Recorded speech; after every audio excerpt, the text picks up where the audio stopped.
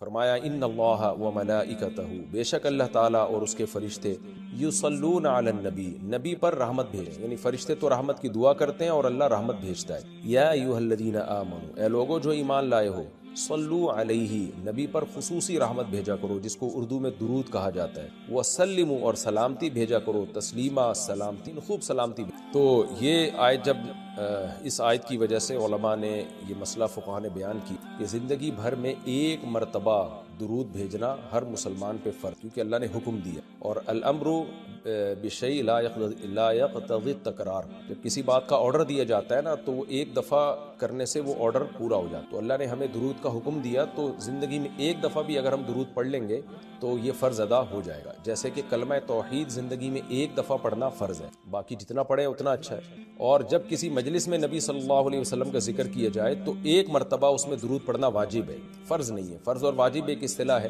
فرض کا مطلب ہوتا ہے جس کی دلیل یقینی اور قطعی ہو، تو چونکہ قرآن نے درود پڑھنے کا حکم دیا تو وہ چونکہ یہ نہیں اللہ نے کہا کہ ہمیشہ پڑھتے رہا کرو، بلکہ پڑھو، تو ایک دفعہ پڑھنا اس قطعی یقینی دلیل کی وجہ سے فرض ہے۔ تو فرضیت ایک ایسی چیز ہوتی ہے جس کا انکار کرنے سے انسان کافر ہو جاتا ہے، کیونکہ اس کی دلیل بہت مضبوط ہوتی ہے۔ اور دوسری حدیث میں آتا ہے کہ وہ شخص بخیل ہے کہ میرے سامنے اس کا تذکرہ کیا جائے اور مجھ پر درود نہ پڑے۔ تو اس حدیث یہ چونکہ خبر واحد ہے، کیونکہ ظاہر ہے قرآن جس طرح تواتر کے ساتھ ثابت ہے، اس طرح اخبار آحاد جو خبر واحد ہوتے ہیں وہ اس طرح تواتر کے ساتھ ثابت ہے، تو اس میں تعویل کا بھی امکان ہوتا ہے۔ تو اس لیے فقہاء، خاص طور پر احناف جو ہیں، فقہاء حنفیہ، انہوں نے فرض اور واجب ایک ٹرم بنائی ہے شرعی مسائل کو سمجھانے کی۔ تو اس لیے انہوں نے کہا کہ جب کسی مجلس میں نبی کا نام آئے نا تو اس مجلس میں ایک دفعہ کم سے کم درود پڑھنا واجب ہے۔ واجب کا درجہ تھوڑا سا فرض سے نیچے ہوتا ہے کیونکہ وہ حدیث سے ثابت ہے۔ تو اور پھر جب بار بار نبی کا نام آئے تو پھر بار بار پڑھنا واجب نہیں، کیونکہ اس میں حرج ہے۔ ہاں مستحب ضرور ہے کہ جتنی دفعہ پڑھیں،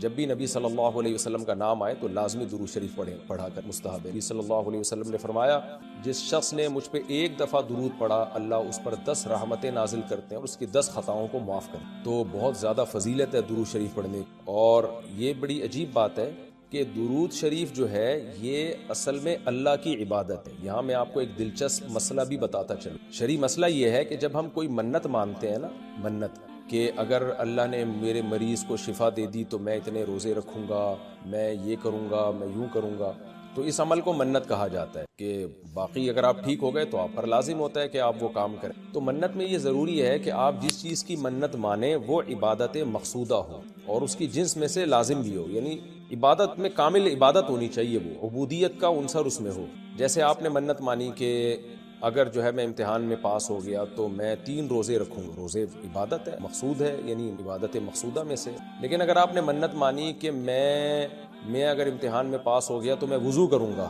تو وضو چونکہ مقصود نہیں ہے، عبادت مقصودہ نہیں ہے، وضو سے مقصد تو نماز ہوتی ہے، تو وہ منت آپ کے اوپر لازمی نہیں ہوگی۔ آپ نے اگر منت مانی کہ جی میں صدقہ کروں گا، تو صدقہ عبادت مقصودہ ہے اور اس کی جنس میں سے جو زکوٰۃ ہے وہ واجب بھی ہے۔ روزے کی جنس میں سے رمضان کا روزہ واجب ہے۔ آپ نے نفل نماز کی منت مانی تو بھی منت پورا کرنا آپ پر لازم ہے، کیونکہ نفل نماز جو ہے وہ عبادت بھی ہے اور اس کی جنس میں سے یعنی فرض نماز آپ پر لازم بھی ہے۔ تو اگر دونوں میں سے ایک شرط بھی نہیں پائی جائے گی تو منت پھر منعقد ہی نہیں ہوتی۔ جیسے آپ نے کہا کہ میں جو ہے وہ اگر امتحان میں کامیاب ہو گیا، پاس ہو گیا، تو میں جو ہے اپنے والدین کی خدمت کروں گا، تو یہ خدمت ثواب تو بہت ہے لیکن عبادت مقصودہ نہیں ہے، عبادت مقصودہ نہیں ہے، تو یہ منت آپ پر پورا کرنا لازم نہیں ہوگی۔ خدمت تو کرنی چاہیے، ماں باپ کی خدمت سے بڑھ کر تو دنیا میں کوئی نیکی نہیں ہے، لیکن عبادت مقصودہ نہیں ہے۔ مقصودہ کا مطلب نماز، حج، یہ سب چیزیں جو ہے نا مقصود میں آتی ہیں۔ یہ کسی عارضے کی وجہ سے اللہ نے ہمیں حکم دیا کہ تاکہ ماں باپ کو پریشانی نہ ہو۔ یہی وجہ ہے کہ اگر خدمت کے محتاج نہیں ہوتے تو پھر خدمت واجب بھی نہیں ہوتی، ان کی خدمت کے محتاج ہوتے ہیں تو واجب ہوتی ہے۔ لیکن نماز تو جب بھی ٹائم آئے گا آپ پر لازم ہوگی، زکوٰۃ تو سال گزرنے کے بعد جب بھی صاحب نصاب ہوں گے آپ پر لازم ہوگی، چاہے غریبوں کو ضرورت ہو یا نہ ہو، آپ پر تو زکوٰۃ واجب ہوتی رہے گی۔ تو اب علماء کا اختلاف ہوا ہے کہ اگر کوئی شخص درود شریف کی منت مانتا ہے تو کیا اس پر درود شریف کی منت پوری کرنا لازم ہے؟ بعض علماء نے کہا کہ نہیں، کیونکہ درود شریف بھی عبادت مقصودہ میں سے نہیں ہے۔ اس کی پہلے میں اور آسان مثال دیتا ہوں، جیسے تلاوت۔ علماء کہتے ہیں اگر کوئی یہ منت مانتا ہے کہ اگر میں امتحان میں کامیاب ہو گیا تو میں 3 پارے تلاوت کروں گا، تو یہ منت پوری کرنا بھی واجب نہیں ہے، کیونکہ قرآن پڑھنا بہت زیادہ ثواب تو ہے لیکن عبادت مقصودہ نہیں ہے، بلکہ مقصد قرآن سے کیا ہے کہ آپ کا دل بنے اور آپ کو آخرت کی یاد تازہ ہو، آپ کو شرعی حکام کا علم ہو، ثواب بہت ہے۔ ہر ثواب کا کام اصطلاحی عبادت نہیں ہوتا، خوب سمجھ لیں۔ عبادت کی بھی دو قسمیں ہیں نا، ایک عبادت ٹرم ہے، اصطلاح ہے، اور ایک عبادت مجازن ہم عبادت، ہر اچھے کام کو عبادت کہتے ہیں۔ اس لحاظ سے تو کھانا کھانا بھی عبادت ہے کہ اگر آپ کی نیت اچھی ہے اس سے، لیکن ایک ہوتی ہے مقصود عبادت، تو مقصودہ عبادت میں سے نہیں ہے۔ ثواب بہت ہے قرآن کی تلاوت کرنا، اللہ سے محبت کی علامت ہے، بغیر سمجھ کے پڑھنا بھی بہت بڑی نیکی ہے، قرآن بغیر سمجھ کے پڑھنا بھی، لیکن قرآن کی تلاوت کی منت جو ہے وہ منعقد نہیں ہوتی۔ تو اسی طرح اب یہ اختلاف ہوا ہے کہ اگر کوئی درود شریف کی منت مان لیتا ہے کہ اگر میں امتحان میں کامیاب ہو گیا تو میں 100 دفعہ درود شریف پڑھوں گا، تو کیا یہ منت پوری کرنا واجب ہے یا نہیں؟ تو بعض علماء کہتے ہیں کہ واجب نہیں ہے۔ وجہ اس کی ہے کہ درود شریف عبادت مقصودہ نہیں ہے، کیونکہ درود شریف کا مقصد تو یہ سید الانبیاء محمد صلی اللہ علیہ وسلم سے محبت کا اظہار، یہ نماز روزے کی طرح نہیں۔ لیکن راجح قول یہ ہے، جس پہ فتویٰ دیا گیا ہے، کہ یہ منت پوری کرنا واجب ہے، کیونکہ درود شریف عبادت مقصودہ ہے، اور عبادت مقصودہ ہے اور اس کی جنس میں سے واجب بھی ہے، فرض بھی ہے۔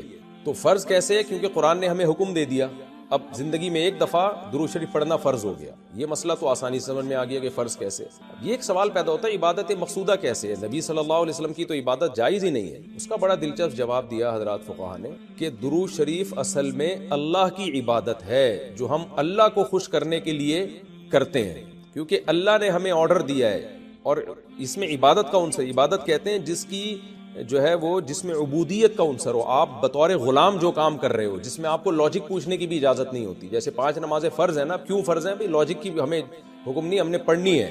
روزہ فرض ہے، اس کی حکمتیں اللہ نے بیان کی، لیکن وہ حکمتیں نہ بھی ہو تو روزہ رکھنا پڑے گا۔ تو درود شریف بھی عبادت مقصودہ میں سے ہے، اس لیے کہ اللہ نے ہمیں حکم دیا، تو ہم اللہ کو خوش کرنے کے لیے اللہ کی غلامی کے طور پر پیغمبر پر درود بھیجتے ہیں۔ تو اس سے درود شریف کی اہمیت بہت زیادہ بڑھ جاتی ہے، اور اس میں بہت ساری حکمتیں حاصل ہو جاتی ہیں کہ ہم اللہ کو راضی کرنے کے لیے، کیونکہ اللہ نے ہمیں حکم دیا ہے، جیسے نماز کا حکم دیا، زکوٰۃ کا حکم دیا، اللہ نے کہا کہ تم یہ عبادت کرو گے میری، یہ ہوگی میری، کیونکہ دعا عبادت ہے۔ دعا میں کیا ہوتا ہے؟ ہم اللہ سے بھکاریوں کی طرح مانگتے ہیں، تو اللہ نے کہا اور دعائیں تم مانگو نہ مانگو، یہ والی تو اسپیشلی تم پہ فرض ہے۔ ایک تو اطلاق دعا مانگنا ہے نا، لیکن اسپیسیفک کوئی مخصوص دعا مانگنا تو فرض نہیں ہے، لیکن یہ والی دعا مانگنا ہم پہ اللہ نے فرض کیا ہے۔ تم نے پیغمبر کے لیے رحمت کی دعا کرنی ہے، یہ تم پہ فرض ہے، یہ مجھے خوش کرنے کے لیے فرض ہے۔ تو یہ عبادت ہے، لیکن اللہ کی عبادت ہے، اور نبی کے لیے دعا ہے یہ۔ تو اس سے درود شریف کی اہمیت بھی بہت بڑھ جاتی ہے، اور ہمیں سید الانبیاء صلی اللہ علیہ وسلم کی اہمیت کا بھی پتہ چلتا ہے کہ اللہ نے پیغمبر پہ درود بھیجنے کو اپنی عبادت قرار دے دی ہے۔ تو سید الانبیاء صلی اللہ علیہ وسلم کی بھی ویلیو بہت زیادہ بڑھ جاتی ہے۔ جیسے قرآن میں آتا ہے نا کہ وَرَفَعْنَا لَكَ ذِكْرَكَ، ہم نے آپ کے تذکرے کو بلند کیا ہے۔ تو کیسے بلند کیا؟ علماء نے اس کا جواب دیا کہ نماز میں بھی درود شریف ہے، اور اتحیات میں نبی صلی اللہ علیہ وسلم پہ سلامتی بھیجنے کو اتحیات کا حصہ بنا دیا گیا ہے، اور اذان میں اشہد ان لا الہ الا اللہ کے ساتھ اشہد ان محمد رسول اللہ کو بھی ایڈ کیا گیا ہے۔ تو اس سے سید الانبیاء صلی اللہ علیہ وسلم کی بہت زیادہ فضیلت ثابت ہو، تو اس لیے درود شریف کا اہتمام کرنا چاہیے۔ جیسے شریعت میں بعض عبادتیں بعض اوقات میں زیادہ پسندیدہ ہیں، آپ دن میں نوافل پڑھیں اس کا بھی ثواب ملتا ہے، لیکن یہ نوافل آپ رات کے آخری حصے میں پڑھیں تو تہجد بن جائے گی، بہت زیادہ ثواب ہو جائے گا۔ آپ روزہ رکھیں عام دنوں میں ثواب ہے، پیر جمعرات کو زیادہ ثواب ہے، ایام بیز میں زیادہ ثواب ہے، رمضان کا تو بہت ہی زیادہ ثواب ہے، عاشورہ کا بھی ثواب ہے۔ تو جیسے جتنی بھی عبادتیں ہیں وہ خاص دن اور خاص اوقات میں ان کی فضیلت بڑھ جاتی، تو ایسے ہی درود شریف کے بارے میں حدیث میں آتا ہے کہ عام دنوں میں بھی درود شریف میں بہت ثواب ملتا ہے، لیکن صحیح حدیث سے یہ بات ثابت ہے کہ جمعے کے دن درود شریف پڑھنا عام دنوں سے زیادہ افضل ہے۔ اسی وجہ سے ہمارے اکابر کا ہمیشہ سے معمول رہا ہے، جو ہم نے دیکھا بھی ہے کہ وہ جمعے کے دن خاص طور پر عصر کی نماز کے بعد درود شریف پڑھنے کا بہت زیادہ اہتمام، اور جب وہ عمرے کے لیے یا حج کے لیے جاتے ہیں تو بھی مسجد نبوی میں اکثر وہ میں نے دیکھا اپنے بڑوں کو کہ وہ عصر کی نماز کے بعد نا مسجد نبوی میں صرف درود شریف ہی پڑھتے ہیں۔ ایک تو وہ جگہ ایسی ہے جہاں سید الانبیاء صلی اللہ علیہ وسلم کا روضہ اطہر ہے سامنے، پھر وہاں جمعے کا دن بھی ہو تو، اور پھر عصر کا وقت جو ہے وہ قبولیت کا وقت ہوتا ہے جمعے کے دن، جیسے کہ حدیث میں آتا ہے نا جمعے کے دن ایک گھڑی ایسی ہوتی ہے جس میں دعا رد نہیں ہوتی، تو جمہور علماء اس طرف گئے ہیں کہ اس سے عصر کا ٹائم مراد، اگرچہ اس میں اختلاف ہے لیکن جمہور اس طرف گئے ہیں کہ عصر کا وقت، تو جمعے کے دن عصر کے وقت درود شریف کا اہتمام کرنا چاہیے۔ اور ویسے بھی اگر آپ کو عصر کے وقت ٹائم نہیں ملتا تو جمعے کی نماز کے لیے آپ وقت سے بہت پہلے آ جائیں، نہا دھو کے تیار ہو کے اگلی صف میں بیٹھیں، اور خطیب صاحب کا بیان شروع ہونے سے پہلے آپ تحیۃ المسجد پڑھنے کے بعد درود شریف کی کثرت تو اس کے بہت زیادہ فضیلت ہے اور ہمیں اللہ نے حکم دی. اور علماء نے بیان کیا کہ درود شریف کو جو اللہ نے ہم پہ لازم کیا نا، اس میں ایک حکمت یہ بھی ہے کہ سید الانبیاء صلی اللہ علیہ وسلم کی بشریت ہمارے ذہن میں اور اچھی طرح بیٹھ، کیونکہ پچھلی امتیں جو تباہ و برباد ہوئی ہیں وہ اس لیے ہوئی ہیں کہ انہوں نے پیغمبروں کو اتنا اونچا مقام دیا کہ اللہ کے برابر لے آئے. جیسے عیسائیوں نے حضرت عیسیٰ کو اللہ کا بیٹا بنا دیا معاذ اللہ، اور ہمارے یہاں بھی جو بدعتی لوگ ہیں انہوں نے سید الانبیاء کو حاضر ناظر مشکل کشا کیا بنا دی، تو شرک کرنے لگے. تو درود شریف میں ایک حکمت یہ بھی ہے کہ جب ہم نبی کے لیے دعا کرتے ہیں اللہ تعالیٰ سے کہ اللہ سید الانبیاء پر اپنی خصوصی رحمتیں نازل فرما اور آپ پر سلامتیاں بھیج، تو اس سے ہمیں یہ بھی پتہ چلتا ہے، یہ عقیدہ ہمارے دل میں بیٹھتا ہے کہ محمد صلی اللہ علیہ وسلم بھی اللہ کی رحمت کے محتاج، تبھی تو ہمیں حکم دیا جا رہا ہے کہ ان کے لیے دعا مانگو. ہاں یہاں ایک اشکال ہو سکتا تھا اس کا کہ بھئی اچھا اس کا مطلب نبی ہماری دعا کے محتاج ہیں، تو نہ نبی ہماری دعا کے محتاج نہیں ہے، اللہ کی رحمت کے محتاج. ہم دعا نہیں بھی مانگیں گے تو اللہ اپنے حبیب صلی اللہ علیہ وسلم پر رحمت بھیجے گا، لیکن اللہ نے ہمیں حکم یہ دیا تاکہ ہماری نظر میں یہ عقیدہ اور اچھی طرح مضبوط ہو جائے کہ تم بھی پیغمبر کے لیے اللہ سے دعا مانگا کرو. اس سے پتہ چلتا ہے پیغمبر تمہاری دعا کے محتاج ہوں یا نہ ہو، لیکن اللہ کی رحمت کے بہرحال محتاج ہیں. اور اللہ نے ہمیں حکم دیا سید الانبیاء سے جب تک محبت نہیں ہوگی تو میں اپنی محبت کو بھی تسلیم نہیں کروں گا. اے اللہ تو ہمیں بتا ہم نبی صلی اللہ علیہ وسلم سے تیرے حبیب سے محبت کے لیے ہم کیا کریں. اللہ نے ہمیں بتایا درود شریف کی کثرت کیا کرو، تو ہم درود شریف کی کثرت کے قائل ہیں. ہم نبی سے پوچھتے ہیں کہ آپ اللہ کے سفیر ہیں یا رسول اللہ، ہم آپ پہ درود کیسے پڑھیں؟ ہمارے نبی نے وہ بھی ہمیں بتا دیا. فرمایا جب دور ہو تو اللہم صلی علی محمد یہ والے درود پڑھا کرو، فرشتے مجھ تک پہنچا دیں گے. اور جب میری قبر پہ آ کے پڑھا کرو تو الصلاۃ والسلام علیک یا رسول اللہ، میں ڈائریکٹ تمہارے درود کو سن لیتا ہوں. تو ہمارے پاس اس بارے میں بھی ہدایات کیا ہیں؟ واضح ہدایات ہیں. اور درود پڑھنے سے عقیدہ توحید مضبوط ہوتا ہے. کیوں؟ درود اصل میں دعا ہے اللہ سے، کس کے لیے؟ پیغمبر کے لیے. اس میں اور عقیدہ بنتا ہے کہ بھائی پیغمبر بھی اللہ کی رحمت کے محتاج ہیں، تبھی تو ہمیں کہا جا رہا ہے پیغمبر کے لیے دعائیں مانگو. ہاں ہماری دعا کے محتاج نہیں ہے، اللہ نے تو ویسے بھی پیغمبر پہ رحم کرنا ہے، لیکن ہم انگلی کٹا کے اپنا نام شہیدوں میں لکھوا لیتے ہیں. تو ہمیں اللہ نے اپنے حبیب سے محبت کے اظہار کا یہ موقع دے دیا. ہم جب پیغمبر سے پوچھتے ہیں یا رسول اللہ، ہر عبادت کے لیے کوئی خاص وقت ہوتا ہے جس میں اس عبادت کی فضیلت بڑھ جاتی ہے. روزہ عام دنوں میں رکھو 3 روزوں کا ثواب، 10 روزوں کا ثواب. رمضان میں رکھو گے تو ثواب بڑھ جائے گا. تو یا رسول اللہ ہم آپ پہ جب درود پڑھے تو کوئی ایسا دن ہے، کوئی ایسا ٹائم ہے جس میں درود پڑھنے سے ہمیں ثواب زیادہ ملے گا؟ آپ صلی اللہ علیہ وسلم نے فرمایا ہاں، جمعے کے دن درود پڑھنے کا ثواب، حدیث کا مفہوم ہے، عام دنوں سے زیادہ ہے. اس لیے ہمارے جتنے بھی اکابر ہیں وہ جمعے کے دن درود شریف کی کثرت کیا کرتے تھے. یا رسول اللہ آپ اللہ کے حبیب ہیں، اللہ نے قرآن میں حکم دیا ہے من یطع الرسول فقد اطاع اللہ، جو پیغمبر کو فالو کرے گا، پیغمبر کی بات مانے گا، وہ ایسے ہی ہے جیسے اللہ کی. تو آپ ہمیں بتائیے درود شریف ہم نے بلند آواز سے پڑھنا ہے یا آہستہ آواز سے؟ ہمارے نبی نے ہمیں تلقین کی کیسے؟ آہستہ آواز سے. یا رسول اللہ درود ہم نے انفرادی طور پہ پڑھنا ہے یا جتھے بنا کے پڑھنا ہے؟ آپ صلی اللہ علیہ وسلم نے فرمایا دیکھو آخر میں ایک جنتی فرقہ ہوگا، وہ ہوگا جس پر میں اور میرے صحابہ کا عمل. صحابہ نے جتھے بنا کے درود کی محفلیں نہیں لگائی ہیں. جس صحابی کو جہاں موقع ملا انہوں نے کثرت سے پیغمبر پر درود پڑھا. ہم نے اپنے اکابر کو دیکھا ہے، اپنے علماء کو دیکھا ہے، آج بھی بزرگان دین کو دیکھا ہے، کوئی مسجد کے اس کونے میں بیٹھ کے تسبیح ہاتھ میں لے کے درود شریف پڑھ رہا ہوگا، کوئی مسجد کے اس کونے میں بیٹھ کے. میرے شیخ اور اپنے علماء مشائخ کو میں نے دیکھا ہے جب مسجد نبی میں جاتے ہیں 2 گھنٹے، 1 گھنٹے، 2.5 3 گھنٹے، عصر سے مغرب تک کا پورا ٹائم پیغمبر صلی اللہ علیہ وسلم کے روضہ رسول کے نبی کے روضے کے قریب سارا ٹائم درود شریف میں گزار دیتے ہیں. یہ وہ طریقہ ہے جو پیغمبر سے محبت کا اظہار کا اللہ نے آپ کو بتایا ہے. اے اللہ ہم اور کس طرح سے آپ سے محبت کا اظہار کر سکتے ہیں؟ اللہ نے فرمایا کہ جو پیغمبر سے محبت کرنا چاہتا ہے اسے پیغمبر کے اخلاق اور عادات اپنی زندگی میں لانے پڑیں گے. ہمارے پیغمبر صلی اللہ علیہ وسلم جب رات کو تہجد کے لیے اٹھتے تھے تو اس کا خیال کیا کرتے تھے کسی کی آنکھ نہ کھلے.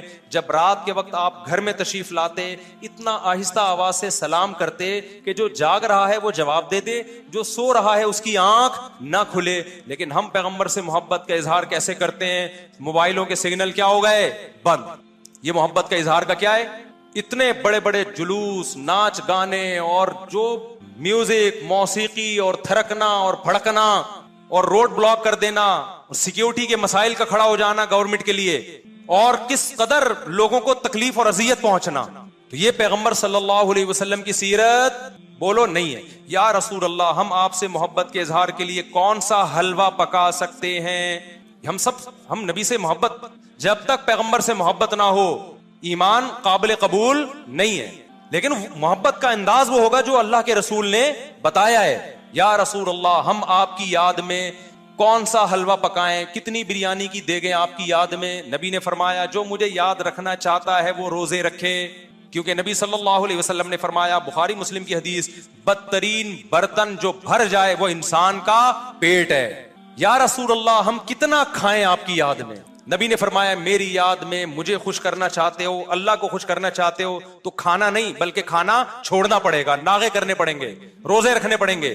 آپ نے فرمایا بہترین روزہ داؤد علیہ السلام کا روزہ ہے، ایک دن روزہ ایک دن ناغا، ایک دن روزہ ایک دن ناغا. نہیں آئی بات میرا خیال ہے سمجھ میں؟ پیٹ بھرنے سے منع کیا، موٹاپے سے منع کیا.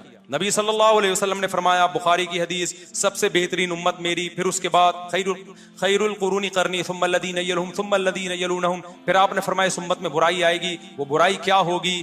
زیادہ کھانا، جس کی وجہ سے موٹاپا پھیل جائے گا. بخاری مسلم کی حدیث ہے. کھانے سے پتلا ہوتا ہے، موٹا ہوتا ہے. نبی فرما رہے میری امت میں جو سب سے پہلے برائی آئے گی جھوٹ اور موٹاپا. یہ بخاری کی حدیث ہے. ایک موٹاپا وہ ہوتا ہے جو نیچرلی ہوتا ہے، بہت سے اللہ والوں کو بھی ہم نے دیکھا ہے وہ بائی نیچر موٹے ہوتے ہیں، بھاری ہوتے ہیں، اس سے یہ کوئی گناہ نہیں ہے. وہ صحابہ کرام میں بھی تھے.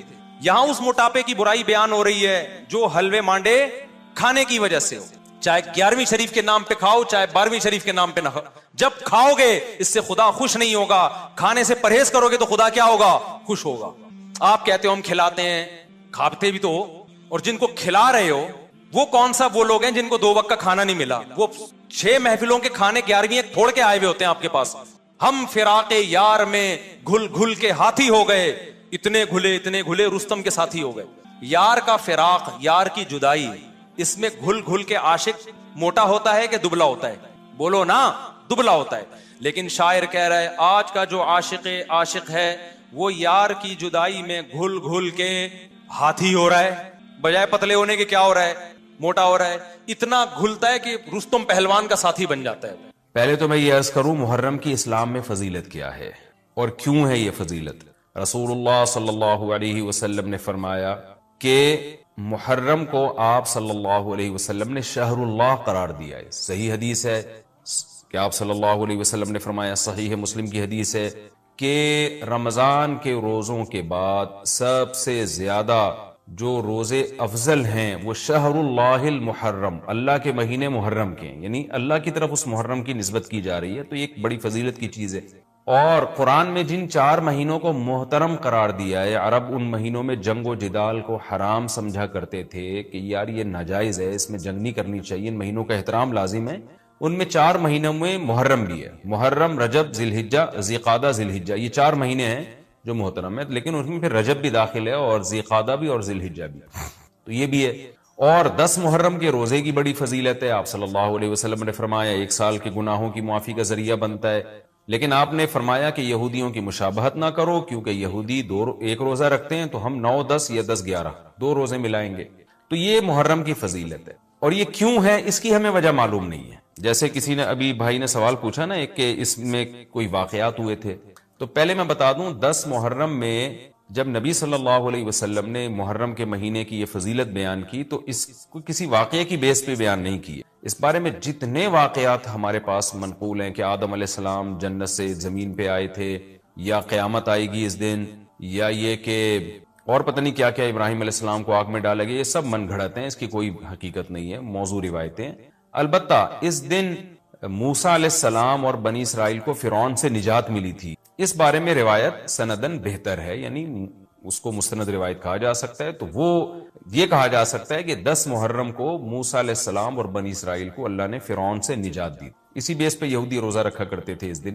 تو یہ روایت کے علاوہ باقی جتنے بھی واقعات ہیں سب من گھڑت ہیں. باقی حضرت حسین رضی اللہ تعالی عنہ کو جو کربلا میں شہادت ملی ہے وہ تو 10 محرم، وہ تو فضیلت تو اسلام میں پہلے سے تھی.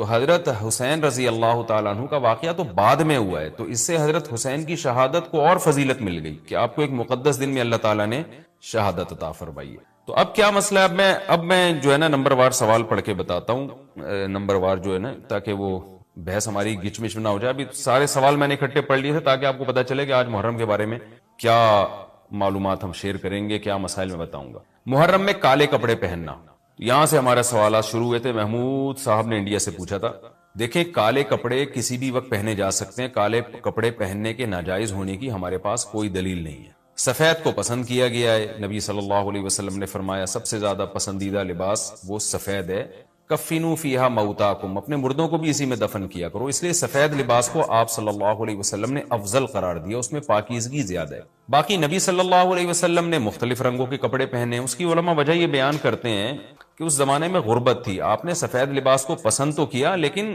نبی کے لیے ہر وقت سفید لباس کا انتظام کرنا آسان نہیں تھا، غربت تھی، لباس پہن لینا ہی بڑی بات ہوتی تھی کہ لباس مل جائے کسی کو۔ کتنے واقعات ہیں کہ ازار ہے تو قمیض نہیں ہے، قمیض بڑی مشکل سے کسی کو ملتی تھی، کچھ چادر نہیں ہے اوپر پہننے کی، اتنی غربت کا عالم تھا، تو اس میں آپ صلی اللہ علیہ وسلم یہ تکلف کرتے کہ ہر قیمت پہ میرے لیے سفید لباس لے کر آؤ، تو یہ آپ صلی اللہ علیہ وسلم کے مزاج میں جو سادگی تھی یہ اس کے خلاف تھا، تو آپ نے دنیا میں تکلف نہیں کیا، جو جیسا لباس ملا پہن لیا، پسند سفید کو کیا۔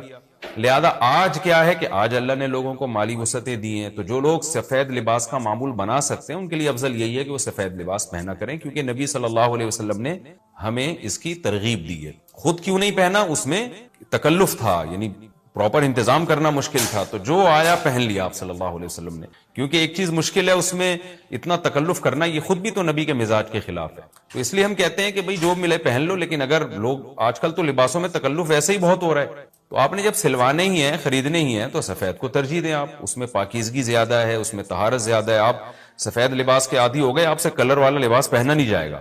میں نے تو 15-20 سال میں نے سفید لباس پہنا ہے، تو مجھے پتا ہے کہ پھر کلر والا لباس نہیں پہنا جاتا، سفید میں پاکیزگی اتنی ہے۔ اب میں پہنتا ہوں کلر والا لباس، وہ وجہ اس کی ہے کہ بعض دفعہ گھر والوں کا اصرار ہوتا ہے، بعض دفعہ کیمرے کی ریکوائرمنٹ ہوتی ہے، وہ کیمرہ سفید لباس کو کیچ نہیں کر پا رہا ہوتا، وہ کیمرہ مین کہہ رہا ہوتا ہے بھائی کوئی اور کلر، کوئی اور کپڑے پہن کے وغیرہ وغیرہ۔ تو خیر میرا عمل تو کوئی حجت نہیں ہے، لیکن افضل یہی ہے کہ سفید لباس کو ترجیح دی جائے، پہنا جائے، اور علماء صلحاء اکثر عموماً ہم نے دیکھا ہے کہ سفید لباسی کو ترجیح دیتے ہیں، کلر والا بھی جائز ہے لیکن بہتر یہ۔ تو محرم میں بھی سفید ہی ہے، سفر میں بھی سفید ہی ہے، ربیع الاول میں بھی سفید ہے، تو محرم میں سفید کے بالکل الٹ کر لینا، کالا پہن لینا، یہ تو بالکل سفید کے اپوزٹ ہو گیا نا۔ تو ہم یہ نہیں کہہ رہے کہ کالا لباس پہننا ناجائز ہے، لیکن آپ سفید سے اگر آپ نے یوٹرن لیا بھی تھا تو گرے پہ آ جاتے، گرین پہ آ جاتے، ایک دم آپ بلیک پہ آ گئے، تو بہرحال یہ یعنی کراہت سے خالی نہیں ہے، اس کا معمول بنا لینا۔ تو ناجائز میں نہیں کہہ رہا، تھوڑا سا ناپسندیدہ ہے کہ آپ سنت پر عمل نہیں کر رہے تو سنت کے بالکل اگینسٹ تو نہ جائیں نا آپ، یعنی بالکل ہی کالا پہن لیں تو بالکل اس کے اپوزٹ ہے۔ جائز ہے کالا پہننا بھی، لیکن بہتر بہرحال نہیں ہے۔ اور محرم میں کالا پہننا تو ہماری رائے میں بالکل ناجائز ہے، کیونکہ یہ شیعہ حضرات کی اپنی ایک رائے ہے، ان کی اپنی ایک دلیل ہے، ان کا اپنا ایک کانسیپٹ ہے، وہ یہ ہے کہ محرم میں حضرت حسین شہید ہوئے تھے تو ایک بڑے غم کی بات تھی، تو ہم غم منانے کے لیے کالا کپڑا پہنتے ہیں۔ تو ان کا مسلک ہے، وہ جیسے مسلک پہ اپنے عمل کرنا چاہیں وہ اللہ کے سامنے جواب دہ ہوں گے، ہم کسی کے مسلک پہ طنز نہیں کر رہے، ہم کوئی فرقواریت اور تشدد کی بات کرنا مناسب نہیں ہے، ملکی حالات اس کے متحمل نہیں ہیں، لیکن میں اہل سنت والجماعت حضرات سے کہتا ہوں کہ آپ یہ فیصلہ کریں بھائی، آپ یا تو پورے شیعہ ہو جائیں یا پورے سنی ہو جائیں۔ تو اگر آپ اہل سنت والجماعت کو فالو کرتے ہیں، اور اہل سنت والجماعت کے ہاں جو قرآن اور حدیث اور صحابہ یہ حجت ہے، تو ہمیں تو قرآن و حدیث میں کہیں بھی نہیں ملتا کہ غم میں تم کالے کپڑے پہنو یا غموں کو مناؤ۔ قرآن میں کیا ہے؟ الذین اذا اصابتہم مصیبۃ قالوا انا للہ وانا الیہ راجعون۔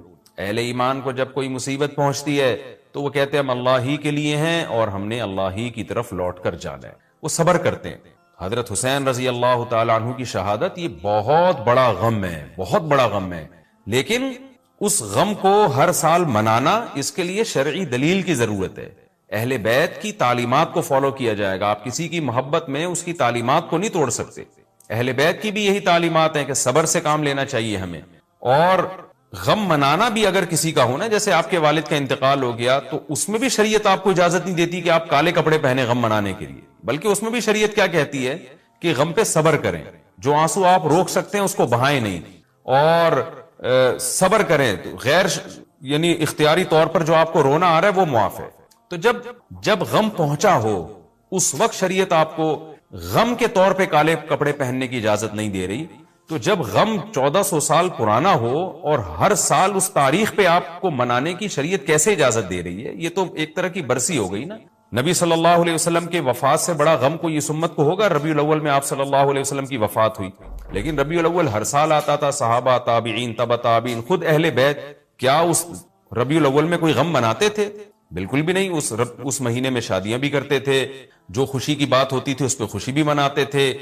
تو ہمیں نہیں ملتا کہ صحابہ، تابعین یا خود اہل بیت نے یا سیدنا حسن اور حسین رضی اللہ عنہما یا سیدنا علی ابن ابی طالب رضی اللہ عنہ کی یہ تعلیمات ہو کہ غم کو ہمیں منانا ہے کالے کپڑے پہن کے یا کسی بھی طریقے سے اسلام میں غم منانے کی آپ کو اجازت نہیں۔ بعض لوگ یہ دلیل دیتے ہیں کہ حضرت حسین رضی اللہ تعالیٰ عنہ کا غم تو نبی نے بھی منایا ہے، اور نبی صلی اللہ علیہ وسلم نے جب یہ بتایا کہ امت میرے نواسے کو شہید کرے گی تو آپ رونے لگے۔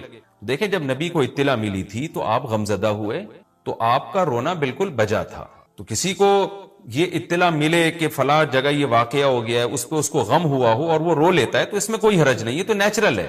لیکن کیا نبی صلی اللہ علیہ وسلم ہر سال، یعنی جس دن آپ کو وحی کے ذریعے پتا چلا کہ سیدنا حسین ابن علی رضی اللہ تعالیٰ عنہ پہ ظلم ہوگا، تو کیا ہر سال اس تاریخ کو آپ صلی اللہ علیہ وسلم رویا کرتے تھے؟ بالکل بھی ایسا نہیں ہے۔ تو غم کی اطلاع جس وقت ملی ہو اس وقت رونا آ جانا یہ نیچرل ہے، لیکن ہر سال پراپر اس رونے کو پراپر طریقے سے منانا یا کالے کپڑے پہن کے اس کو منانا یہ تو بالکل اسلام میں ناجائز ہے۔ ہمارے پاس اس کے جائز ہونے کی کوئی دلیل نہیں۔ تو شیعہ حضرات جو کر رہے ہیں آپ ان کو کرنے دیں، ان کو جا کے نہ چھیڑیں، آپ ان کو طنز نہ کریں، وہ ان کی جو رائے ہے وہ اس پر عمل کریں۔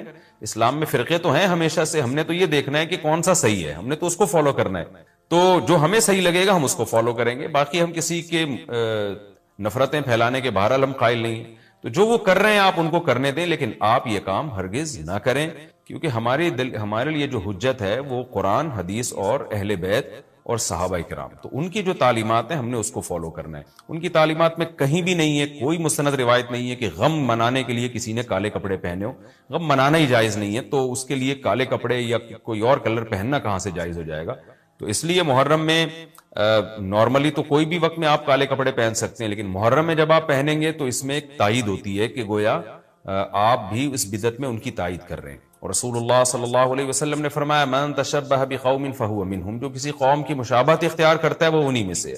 تو اگر آپ چاہتے ہیں کہ آپ کا شمار قیامت میں اہل سنت والجماعت میں نہ ہو، آپ کو شیعہ مسلک ٹھیک لگتا ہے تو پھر پراپر آپ شیعہ مسلک پراپر پورے طور پر اختیار کریں۔ آپ آدھا تیتر آدھا بٹیر چلنا تو ٹھیک نہیں ہے نا۔ اور اگر آپ چاہتے ہیں قیامت میں آپ کا شمار اہل سنت والجماعت میں ہو تو پھر مکمل اہل سنت والجماعت کو فالو کریں آپ، تو ان کو جو ہے اپنے حال پہ چھوڑ دیں۔ میں پھر بتا دوں، میں لڑائی جھگڑوں کا قائل نہیں ہوں۔ شیعہ حضرات آتے ہیں یہاں پہ بیٹھتے ہیں، گپ شپ لگاتے ہیں، چائے پانی بھی چلتا ہے، میرے دوستوں میں بھی ہیں بعض شیعہ حضرات، سلام دعا ہے ان سے، لیکن مذہب پہ بحث نہیں ہوتی۔ لکم دینکم ولی دین، ہم ان سے کہتے ہیں ٹھیک ہے بھائی آپ اپنے رائے پر عمل کریں، بحث مباحثہ نہ کریں۔ ہاں جو سیکھنے کے لیے ہم سے آنا چاہے محبت سے اس کو سمجھائیں گے، جو نہیں آ رہا سیکھنے کے لیے تو پھر ہم اس سے بحث نہیں کرتے۔ تو لڑائی جھگڑے نہ کریں، لیکن سنی حضرات کو، اہل سنت والجماعت کو، بل جماعت کا مطلب کیا ہے؟ ہم حدیث کو بھی مانتے ہیں، بل جماعت صحابہ کو بھی مانتے ہیں۔ تو صحابہ میں اہل بیت بھی داخل ہیں، اہل بیت کے علاوہ بھی صحابہ ہیں، تو کسی کی بھی ہماری رائے تو یہی ہے کہ کسی کی بھی تعلیمات نہیں، ہمیں تو احادیث میں کچھ بھی نہیں ملتا۔ تو اللہ کا واسطہ آپ ایک رائے پر عمل کریں، اس لیے محرم میں آپ ان چیزوں کو فوکس نہ کریں۔ کالے کپڑے پہننا، غم منانا، یہ اسلام کی تعلیمات بالکل بھی نہیں ہے۔ تو یہ تو میں نے اس سوال کا جواب دیا کہ محرم میں اسپیسیفک کالے کپڑے اگر آپ پہنیں گے تو یہ ایک بدعت کی تائید ہوگی، تو نبی صلی اللہ علیہ وسلم نے تائید سے منع کیا۔ اسی میں ایک سوال ہے جی، محرم میں نکاح کرنا کیسا ہے؟ یہ سوال بھی ظہور احمد نے کشمیر سے پوچھا ہے۔ محرم میں نکاح کرنا بھی جائز ہے، بلکہ ہمارے مسلک کے مطابق باعث برکت ہے، کیونکہ محرم کو اللہ کے نبی نے محترم قرار دیا ہے، جو قابل احترام مہینہ ہے تو مقدس ہے۔ تو مقدس مہینے میں عبادت کا ثواب بھی زیادہ ہوتا ہے، اور نکاح بھی شریعت میں عبادت ہے۔ نکاح کیسے عبادت ہے؟ شریعت نے نکاح میں عبادت کا رنگ ڈال دیا ہے۔ دیکھیں آپ کہ نکاح ایک معاملہ ہے، لیکن اس سے پہلے خطبہ بھی ہوتا ہے۔ خطبہ جمعے کی نماز سے پہلے ہوتا ہے، خطبہ عید کی نماز سے پہلے ہوتا ہے، خطبہ استسقاء کی نماز سے پہلے ہوتا ہے، خطبہ حج میں ہوتا ہے. یہ ساری عبادتیں ہیں نا جس میں خطبہ ہے. لیکن اسلام نے کیا کہا؟ نکاح سے پہلے بھی خطبہ ہوگا. اس کا مطلب اسلام نکاح کو عبادت قرار دے رہا ہے، نکاح میں عبادت کا رنگ بھر رہا ہے. تو عبادتیں تو مقدس مہینے میں زیادہ ثواب ہوتا ہے ان میں. تبھی آپ دیکھیں نبی صلی اللہ علیہ وسلم نے فرمایا رمضان کے بعد سب سے زیادہ روزوں کا ثواب محرم میں ملتا ہے. کیوں؟ مقدس ہے نا، تو عبادت کا ثواب بڑھ گیا اس میں. تو اس حدیث سے صاف ہمیں پتہ چلتا ہے کہ اگر کوئی محرم میں اس نیت سے نکاح کرتا ہے کہ مقدس مہینہ ہے تو اس میں عبادت کا ثواب بڑھ جائے گا، اور اس میں انشاءاللہ اللہ سے امید کی جا سکتی ہے کہ خیر و برکت زیادہ ہوگی. تو اس کو منحوس سمجھنا جائز نہیں ہے. اگر آپ کہتے ہیں اس مہینے میں چونکہ حضرت حسین رضی اللہ تعالیٰ عنہ کی شہادت ہوئی ہے اس لیے منحوس ہے، تو یہ غلط ہے. ایک تو ہماری نظر میں شہادت ایک بہت مقدس مقام ہے، اس کی وجہ سے کوئی مہینہ منحوس نہیں ہو سکتا. مقدس تو ہو سکتا ہے، منحوس نہیں ہو سکتا. دوسری بات یہ کہ یکم محرم سے لے کے 29 یا 30 ذی الحجہ تک اسلامی تاریخ میں کوئی ایسا دن نہیں ہے جس میں کسی مقدس شخصیت کی شہادت نہ ہوئی ہو یا کسی پہ ظلم نہ ہوا ہو. اگر آپ تاریخ کے اوراق اٹھا کے دیکھیں، ہر مہینے ہر تاریخ کو کوئی نہ کوئی اسلام میں اچھا واقعہ بھی ہوا ہے اور برا واقعہ بھی ہوا ہے. حضرت عثمان رضی اللہ تعالیٰ عنہ کی شہادت ہوئی باغیوں کے ہاتھوں. خود نبی صلی اللہ علیہ وسلم کی وفات ہوئی ربیع الاول میں، اور بھری ہوئی ہے نا اسلامی تاریخ. حضرت علی رضی اللہ تعالیٰ عنہ کی شہادت ہوئی. تو ان تمام شہادتوں کے آپ ایام نکالیں، ان کے مہینے نکالیں، کوئی مہینہ نہیں بچے گا. تو اس بیس پہ اگر آپ کہتے ہیں کہ اس مہینے میں نکاح پسندیدہ نہیں ہے، پھر تو پہلی تاریخ سے لے کے سال کی آخری تاریخ تک کوئی تاریخ بھی ایسی نہیں ہے کہ جس میں انسان نکاح نہ کرے. اس کا مطلب پھر آپ کنوارے چھڑے چھاٹی گھومتے رہیں، اور مسلمانوں کی پھر گروتھ ریشو تو میرا خیال ختم ہو جائے گا، مر جائیں، کہاں پیدا ہوں گے لوگ. اور اگر آپ کہتے ہیں کہ نہیں جی کسی شخصیت کے کسی دن میں انتقال کر جانے سے یا شہید ہو جانے سے یا اس پہ ظلم ہونے سے وہ دن منحوس نہیں بنتا، تو پھر 10 محرم بھی منحوس نہیں. 10 محرم میں بھی آپ نکاح کر سکتے ہیں، اور محرم کے بقیہ تاریخوں میں بھی آپ نکاح کر سکتے ہیں. اور روایات میں ہمیں ملتا ہے کہ بعض بڑے بڑے حضرات تھے جن کے محرم کے مہینے میں نکاح ہوئے. میں اس بحث میں نہیں جاؤں گا، پھر اس میں تاریخی روایات ہیں، کوئی کہتا ہے فلاں تاریخ تھی، کوئی کہتا ہے، پھر لوگ اس پہ ایک غیر ضروری بحث میں چلے جاتے ہیں. لیکن ہمیں ایسے واقعات ملتے ہیں. تو اس لیے اس بارے میں، اور پھر شریعت میں جلد نکاح کی ترغیب ہے. نکاح کو ڈیلے کرنا یہ شریعت میں پسندیدہ کام نہیں ہے. اس بیس پہ تو ڈیلے کیا جا سکتا ہے نکاح کہ آپ کو رشتہ سمجھ میں نہیں آ رہا، مشورے کر رہے ہیں. لیکن جب ایک دفعہ رشتہ سمجھ میں آ جائے تو اسلام کا حکم یہ ہے کہ اس میں جلدی کی جائے. صحیح بخاری کی مشہور حدیث ہے، نبی صلی اللہ علیہ وسلم کی خدمت میں خاتون آئی، عرض کیا کہ یا رسول اللہ میں آپ سے نکاح کرنا چاہتی ہوں. آپ نے چہرہ مبارک کو جھکا لیا، آپ کا ارادہ نہیں تھا. ایک اور صحابی کھڑے ہوئے، عرض کیا یا رسول اللہ آپ میرا ان سے نکاح کر دیں. اسی محفل میں نبی نے ان صحابیہ کا ان صحابی سے نکاح کرا دیا. تو آپ نے تو یہ نہیں پوچھا کہ یہ محرم کا مہینہ چل رہا ہے یا سفر کا مہینہ چل رہا ہے یا ربیع الاول کا مہینہ چل رہا ہے. ڈیلے نہیں کیا اس کو، اس لیے کہ خود آپ کی تعلیمات یہ ہیں کہ نکاح میں جلدی کی جائے. تو اگر آپ کو محرم میں رشتہ ملتا ہے، آپ ربیع الاول تک ڈیلے کرتے ہیں محرم کی وجہ سے یا سفر تک ڈیلے کرتے ہیں، تو یہ ڈیلے کرنا خود قرآن و سنت کے خلاف ہے. جس چیز میں تعجیل مقصود ہے، جس چیز کو شریعت نے جلدی کا حکم دیا. اس عبداللہ بن مسعود رضی اللہ تعالیٰ عنہ فرماتے تھے، مصنف ابن ابی شیبہ کی روایت ہے کہ مجھے پتا چل جائے نا کہ میری زندگی میں صرف ایک رات باقی ہے، اگلے دن میں نے مر جانا ہے، اور میرے نکاح میں کوئی عورت نہ ہو، میں وہ رات بھی نکاح کے بغیر نہیں گزاروں گا، میں بیوی کے بغیر نہیں گزاروں گا، اس خوف سے کہ مجھے کہیں فتنہ نہ ہو جائے. صحابہ کرام جو تقوی کے اعلیٰ معیار پر تھے اور جن سے گناہ کا اندیشہ بہت کم تھا اور کہیں معاشرے میں بے حیائی پھیلی ہوئی نہیں تھی، وہ تو ان کا تو یہ کانسیپٹ تھا کہ بھئی ہم بیوی کے بغیر ایک دن نہیں گزاریں گے، کہیں ایسا نہ ہو کہ برائی میں پڑ جائیں. اور آج چاروں طرف بےہودگی پھیل رہی ہے، چاروں طرف بے شرمی، بے حیائی، انٹرنیٹ پر بےہودہ چیزیں، آپ یوٹیوب میں ویڈیو میں جائیں فحش چیزیں آ رہی ہیں. ہر چیز آپ کی شہوت کو برانگیختہ کرنے والی ہے، اور اس میں آپ یہ کہیں کہ ایک رشتہ طے بھی ہو چکا ہے، آپ صرف اس بیس پر آپ اس کو ڈیلے کر رہے ہیں، ایک مہینہ، دو مہینہ، لوگ سفر میں بھی نہیں کر رہے ہوتے، اور اس بیس پہ آپ ڈیلے کر رہے ہیں. اس میں خطرہ ہوتا ہے کہ مرد کسی گناہ میں نہ پڑ جائے، عورت کسی گناہ میں نہ پڑ جائے. تو شریعت اس کی آپ کو اجازت نہیں دیتی.